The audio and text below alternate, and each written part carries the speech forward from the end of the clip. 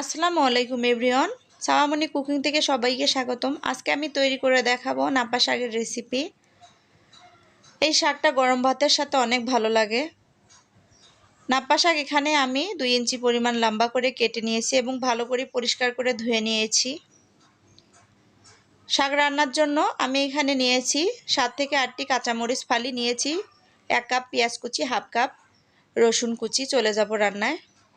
চুলায় একটি প্যান গরম করে নিয়ে এর মধ্যে দিয়ে দিব 4 টেবিল চামচ পরিমাণ তেল। তেল গরম হয়ে এলে এর মধ্যে দিয়ে দিব পেঁয়াজ কুচি,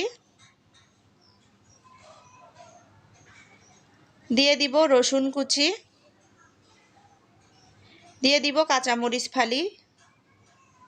এবার নেড়ে সুন্দর একটা হালকা ব্রাউন কালার আসা পর্যন্ত আমি পেঁয়াজ, কাঁচামরিচ, রসুন ভালো করে ভেজে নিব।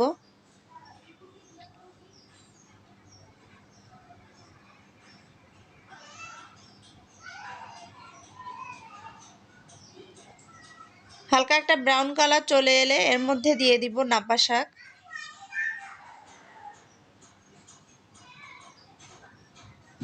নাপা শাক দেওয়া হয়ে গেলে আমি ঢাকনা দিয়ে ঢেকে দিব এবং হাই হিটে জাল করে নিব 5 মিনিট।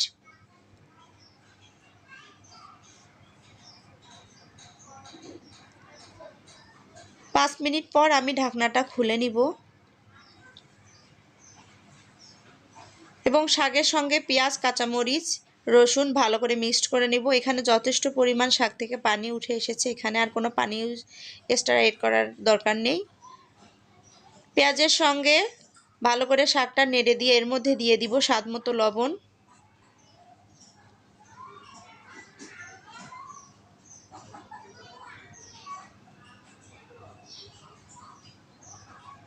লবণ দেওয়া হয়ে গেলে শাকের সঙ্গে মিশিয়ে নিব ভালো করে।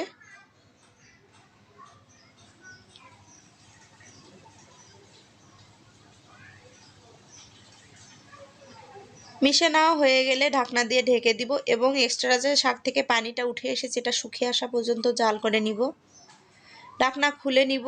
শাকের পানি আমার সম্পূর্ণভাবে শুকিয়ে গিয়েছে এবং আবারও আমি 2 মিনিটের মতো শাকটা মিডিয়াম লো আঁচে রেখে শাকটা ভেজে নিব।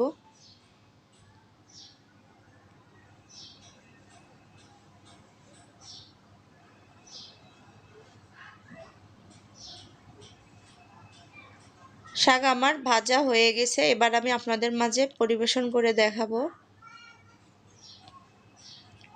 তৈরি হয়ে গেল আমার ঝটপট শাক রান্নার রেসিপি। এই নাপা শাক গরম ভাতের সাথে অনেক ভালো লাগে। আমার ভিডিওটি ভালো লাগলে অবশ্যই